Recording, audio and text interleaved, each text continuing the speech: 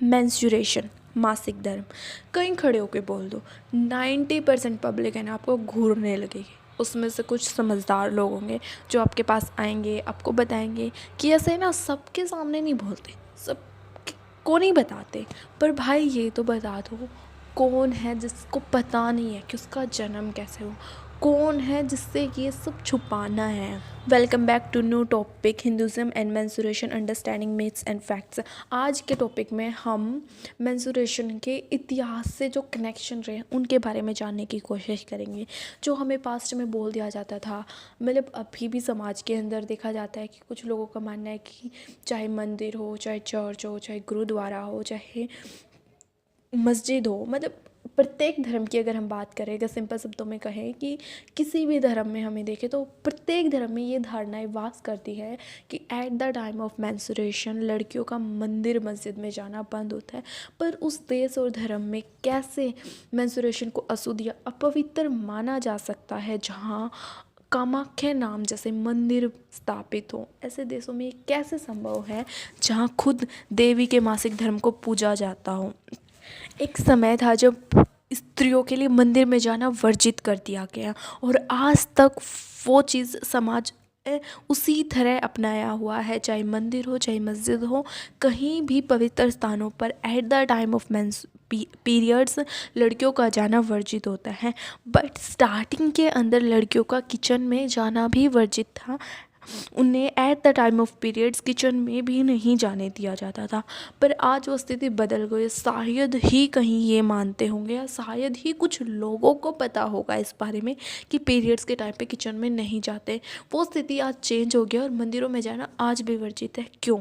उसके बारे में हम आगे बता सबसे पहले तो हम प्राचीन वेद ग्रंथों में इसके बारे में क्या लिखा है या प्राचीन समुदायों में इनका क्या मानना था उसके बारे में जानने की कोशिश करेंगे। सबसे पहले तो जो हिंदू धर्म की बात करते हैं तो उसमें सबसे इम्पोर्टेंस वेद और ग्रंथों को दी जाती है, तो हम वहीं से शुरू करते हैं। वैदिक काल में मासिक धर्म को कोई ऐसे अपमानित करने का विषय या अशुद्ध पाप से नहीं जोड़ा जाता था, बल्कि महिलाओं को वैदिक काल के अंदर सम्मान दिया जाता था।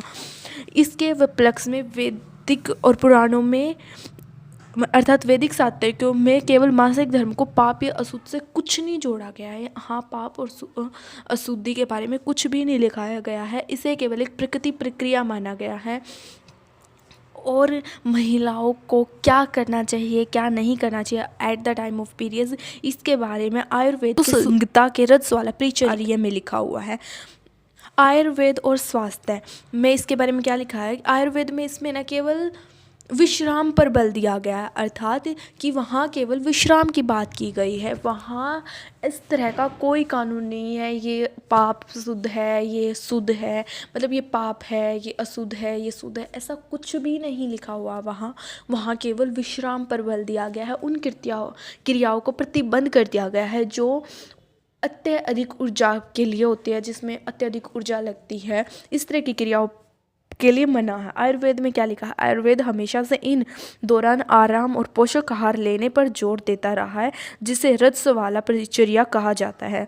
यह केवल अपने शरीर को विश्राम प्रदान करने और न कि अशुद्धता पर आधारित है।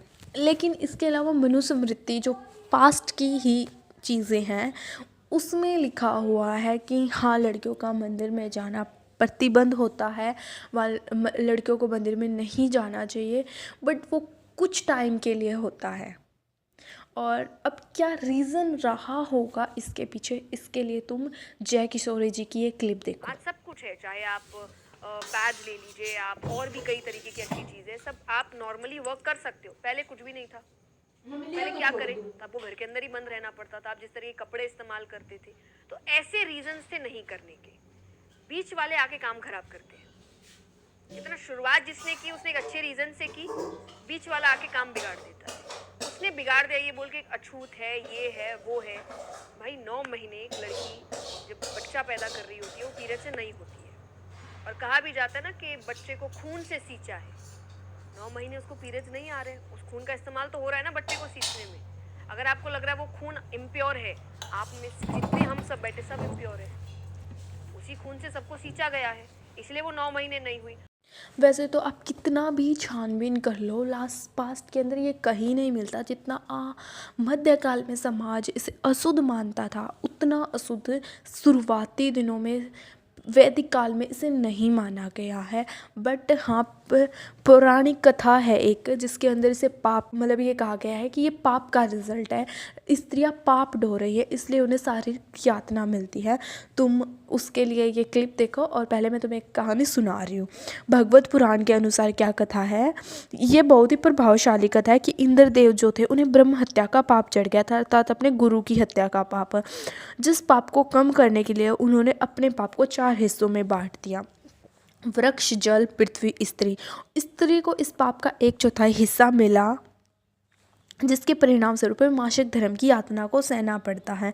और मानसिकता क्या हो गई लोगों की इसके विपलक्ष में, इस धारण में मासिक धर्म को केवल एक प्रकृति प्रक्रिया की बजाय ब्रह्म हत्या की पाप के निशानी बना दिया गया, जिससे यह अशुद्ध और वर्जित माना जाता है।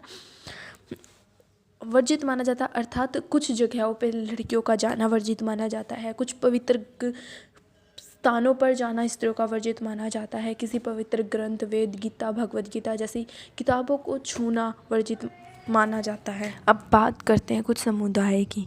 जैसे कुछ प्राचीन संस्कृति जैसे कि माया, या कुछ स्वदेशी अमेरिकन जनजातियाँ जैसे चेकरी मासिक धर्म के रक्त को महान शक्ति का स्रोत मानती थी। उनकी मानसिकता थी कि जो जीवन चक्र है या प्रजनन क्षमता का प्रतीक है, जो मासिक धर्म का रक्त है वो जीवन चक्र या प्रजनन शक्ति का प्रतीक है। ये लोग उसे एक अलौकिक शक्ति का रूप मानते थे जो केवल ईश्वर ने महिलाओं को दी। अब रोमन के एक लेखक थे जिन्होंने ये लिखा था कि मासिक धर्म का जो रक्त है वो जादुई और विनाशकारी दोनों ही घटनाओं को करने की ताकत रखता है। जैसे कि चाहे फसलों को नष्ट करना हो या तूफान को दूर करने की स्थिति हो, चाहे अचार को खराब करना हो या छत्ते से मधुमक्खियों का भगाना हो। इसके अलावा प्राचीन और रोम जैसी सभ्यताएं थी, उनका मानना था कि मासिक धर्म के रक्त के पास वर्ल्ड क्रिएटिंग पावर होती है, और वर्ल्ड क्रिएटिंग पावर जो होती है वो केवल गॉड के पास होती है। और जिसके पास वर्ल्ड क्रिएटिंग पावर होती है उसके पास वर्ल्ड डिस्ट्रॉइंग पावर भी होती है। और इन दो अलग अलग बातों ने एक साथ जोड़कर उनके अंदर भय को उत्पन्न कर दिया, जिस भय के कारण उन्होंने समाज में स्त्रियों को नियंत्रण करने के लिए नियम बनाने शुरू कर दिए, और बहुत सारी चीज़ों से वर्जित कर दिया गया, और बहुत सारे नियम कायदों से संसार की बहुत सारी चीज़ों से उन्हें दूर कर दिया गया, ताकि वह वर्ल्ड डिस्ट्रॉइंग पावर से बच सके। अपनी मृत्यु का जो उन्हें डर सताने लगा, उसी डर से उन्होंने ऐसे असामान्य नियम बनाने शुरू कर दिए। और कुछ भारतीय और अफ्रीकी समाज थे, उनका क्या मानना था, महिलाओं के मासिक धर्म के समय आराम मिल सके, उन्हें शारीरिक दर्द अधिक होता है, इसलिए उन्हें ना अलग कमरे या अलग से रहने की प्रथाएं शुरू कर दी। तो कहीं पर उन्हें कुछ विशेष काम करने से प्रतिबंध कर दिया गया ताकि उन्हें विश्राम मिल सके। लेकिन समाज ने बाद में इन नियमों को एक रूढ़िवादी सोच दे दी और इनको विश्राम से बहिष्कार का रूप दे दिया गया। शुरुआती स्थिति अलग थी, लेकिन अंत जो बाद में स्थिति हुई वो अलग थी। शुरुआती समय में लोगों को मासिक धर्म के बारे में अत्यधिक ज्ञान नहीं था, इसीलिए वह अलग अलग धारणाएं बनाए रखे थे। लेकिन किसी ने भी इन्हें अशुद्ध या पाप से नहीं जोड़ा, बल्कि मध्यकाल में आकर इन्हें अशुद्ध और पाप से जोड़ लिया गया। कुछ आधुनिक वैज्ञानिकों का मानना है, आधुनिक विद्वानों का मानना है कि शुरुआती समय में तो इसे केवल एक प्राकृतिक प्रक्रिया माना गया था, जिस समय स्त्रियों को सामाजिक कार्यों से थोड़ा सा अलग रखा गया ताकि उन्हें विश्राम मिल सके और अत्यधिक सुविधा ना होने की वजह से। लेकिन मध्यकाल में उन सभी विचारों ने रूढ़िवादी सोच ले ली, जैसे कि विश्राम बना बहिष्कार। कुछ आधुनिक विद्वानों का मानना है कि शुरुआत में मासिक धर्म के दौरान शारीरिक यातना अधिक होने के कारण उन्हें अलग से किसी कमरे या अलग से किसी झोपड़ी में रखा जाता था ताकि उन्हें विश्राम मिल सके, उन्हें अत्यधिक काम ना करना पड़े। इसके अलावा जिसे समाज आज मूड स्विंगिंग के नाम से जानता है, कि उस स्थिति में वह अकेले में रह के केवल शांत रह सके, इसलिए उन्हें एक शांत वातावरण देने के लिए अलग से आइसोलेशन में रहने बाद में इसे समाज ने बहिष्कार का रूप दे दिया। उस समय शारीरिक दर्द होता था, लेकिन बाद में इसे पूरी तरह बहिष्कार का रूप दे दिया गया। मध्यकाल में स्थिति धीरे धीरे बदलती चली गई, लोगों को अज्ञानता के कारण। इसके अलावा मध्यकाल में लोगों का विचार था कि रक्त अशुद्धि का प्रतीक है। शरीर के अंदर उत्पन्न होने वाला ये रक्त महिलाओं के अंदर जो अशुद्धि होती है उसे एकत्रित करके शरीर से बाहर निकलता है। ये रक्त अशुद्ध होता है और महिलाएं भी अशुद्ध होती हैं, लेकिन इस रक्त के शरीर से निकल जाने के बाद कुछ समय के लिए महिलाएं शुद्ध हो जाती हैं, क्योंकि महिलाएं के शरीर की अशुद्धि यह रक्त अपने अंदर धारण कर शरीर से बाहर निकल जाता है। मध्यकाल में ही सोच ने रूढ़िवादी सोच का रूप लिया और यह अपनी चरम सीमा पर था। मध्यकाल में सबसे अत्यधिक पीड़ाओं का सामना करना पड़ा महिलाओं को मेंस्ट्रुएशन की वजह से, क्योंकि उस समय लोगों ने अपनी सोच को पूरी तरह रूढ़िवादी सोच में परिवर्तन कर लिया था। अत्यधिक ना तो लोगों को वैज्ञानिक कारण पता थे और न ही वो जानने को और स्वीकारने को तैयार थे। उसी समय महिलाओं का मंदिर में जाना वर्जित, जो पहले से ही वर्जित था, उसे एक रूढ़िवादी सोच का रूप देते हुए स्वीकार लिया गया। पर एक बात है, महिलाओं का मंदिरों में जाना पहले भी वर्जित था, मध्यकाल में भी वर्जित है और आधुनिक काल में भी वर्जित है, जहाँ बहुत सारे वैज्ञानिकों का और समाज के कुछ लोगों का यह मानना है कि मंदिरों में जाना कोई पाप नहीं है। मतलब कुछ ही लोग हैं ऐसे जो समाज के इस बात के पक्ष में रहते हैं कि मंदिरों में जाया जा सकता है, पर बहुत ही गिने चुने लोग हैं जो इस बात के पक्ष में। पर क्यों नहीं जाना चाहिए या क्यों नहीं जाने दिया जाता था, उसके उपलक्ष्य में तुम ये क्लिप देखो। औरतें मंदिर क्यों नहीं जाती हैं? लोग कहते हैं कि वो इम्प्योर हो चुकी हैं, पर क्या ये सच है? महिलाओं के मंदिर ना जाने के पीछे दो रीजंस थे। पहला ये कि पुराने जमाने में ज्यादातर मंदिर घरों के बाहर ही होते थे और लोगों को काफी डिस्टेंस ट्रेवल करना पड़ता था मंदिर जाने के लिए, जिसमें काफी ज्यादा फिजिकल एनर्जी लगती थी। अब क्योंकि पीरियड्स के दौरान महिलाओं की एनर्जी लेवल्स डाउन रहते हैं, इसीलिए उन्हें घर पर ही रहकर आराम करने की सलाह दी जाती थी। और दूसरा रीजन ये था कि पहले के टाइम में बेड्स अवेलेबल नहीं थे, जिसकी वजह से मंदिरों में हाइजीन मेंटेन करना काफी बड़ा चैलेंज था, जो कि आजकल काफी इजी हो चुका है थैंक्स टू पेट्स। अब अगर आपको ये वीडियो इन्फॉर्मेटिव लगी हो तो प्लीज बात करते हैं कुछ मिथ्स की। कि एक मिथ जो सबसे फेमस है कि मंदिरों में नहीं जाना चाहिए, किसी भी पवित्र स्थान पर नहीं जाना चाहिए, चाहे वो मंदिर हो, चाहे वो मस्जिद हो, चाहे चर्च हो, चाहे कुछ भी हो, ऐसे पवित्र स्थानों पर नहीं जाना चाहिए। मैंने इस चीज़ पे बार बार रिसर्च की और भाई यही निकल के आ रहा है कि स्टार्टिंग के टाइम से ही मंदिरों में नहीं जाया जाता था। ऐसा नहीं है कि अभी कुछ टाइम पहले ये कानून बने हैं, 15-20 या फिर यूँ कहें मतलब 2-3 पीढ़ी पहले या 15-20 पीढ़ी पहले के कानून बने हैं कि मंदिरों में नहीं जाता था। नहीं भाई, स्टार्टिंग से ही मंदिरों में जाना वर्जित रहा है। बट इसके पीछे क्या कारण रहे होंगे ये तो नहीं पता लगाए जा रहे। हाँ, इतना है कि हर जगह इस बात को क्लियरली लिखा गया है कि ना लड़कियां अशुद्ध होती हैं, ना पाप की भागीदारी होती है। लड़कियों को देवी माना जाता है तो देवी ही है वो, लेकिन देवी हिंदू धर्म में माना जाता है, प्रत्येक धर्म में लड़कियों को देवी नहीं माना जाता। देवी पाप की भागीदारी थोड़ी ना होती है। इंसान अपने कर्मों से पाप या पुण्य कमाता है, राक्षस या भगवान अपने कर्मों से बनता है। मेंस्ट्रुएशन के कारण कोई पाप की भागीदारी नहीं बनते। तो इसके पीछे क्या कारण रहे होंगे ये तो पास्ट से नहीं पता लग रहे।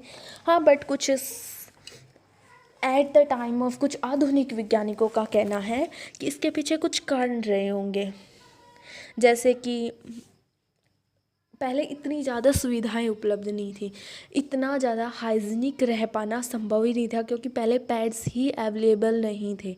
शायद सुविधाओं के अभाव में लड़कियों का मंदिर जाना वर्जित कर दिया गया। पहले मंदिर घरों में नहीं होते थे, पहले मंदिर घरों से बाहर होते थे।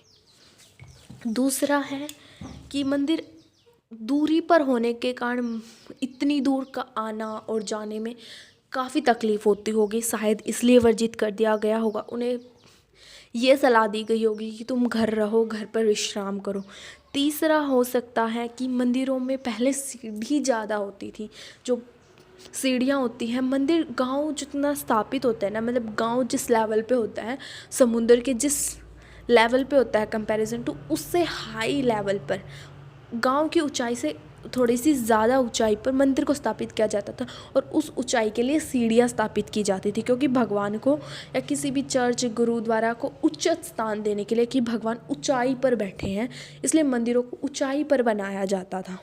अधिक सीढ़ी होने की वजह से इतना आसान नहीं होता था कि पीरियड्स के टाइम पे चला जा सके। अब तुम कहोगे कि ये तो नॉर्मल है, हम तो चल सकते हैं पीरियड्स के टाइम पे। भाई आजकल मार्केट में ना सिर्फ पैड्स बल्कि बहुत सारी दवाइयाँ भी आ गई हैं, बहुत सारी सुविधाएं भी आ गई हैं, हमारे खान पान में भी बदलाव आया है, बहुत सारी फैसिलिटी है। छोटी छोटी प्रॉब्लम्स होने पर हम किसी से कंसल्ट कर सकते हैं, कोई है जिसको इसके बारे में पूर्णतः जानकारी है, चाहे डॉक्टर ही क्यों ना हो, पर कोई तो है जो हमें बता रहा है।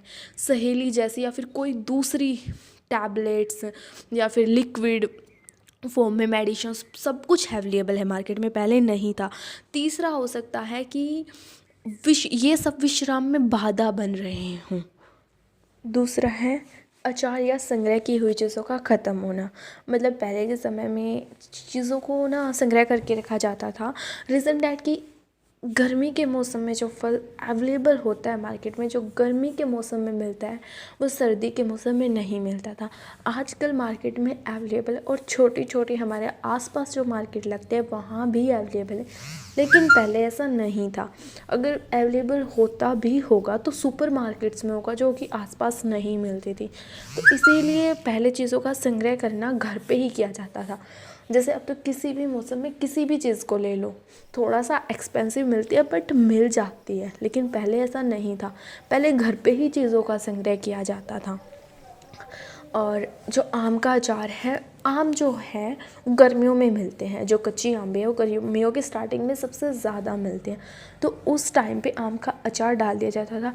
और पहले ना भाई घर में ना दूसरी से तीसरी फीमेल मेंबर ऐसी होती थी जिसको अचार डालना आता था।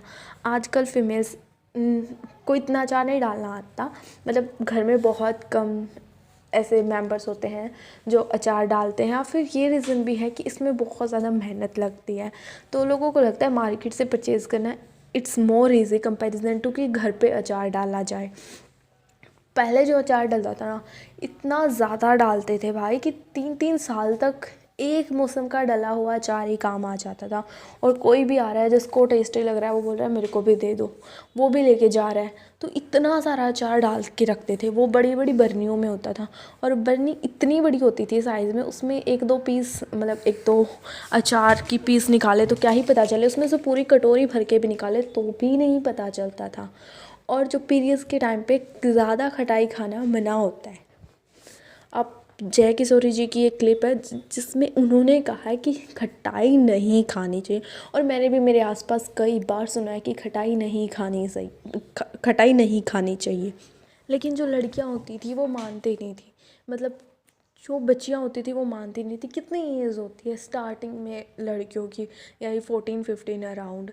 तो मतलब इतना, चाहे छोटा हो चाहे थोड़ा सा बड़ा हो, आपने देखा हो जब किसी का कुछ खाने का मन करता है ना तो वो जिद करते हैं, और घर वाले नहीं देते तो आगे पीछे से खा लेते हैं।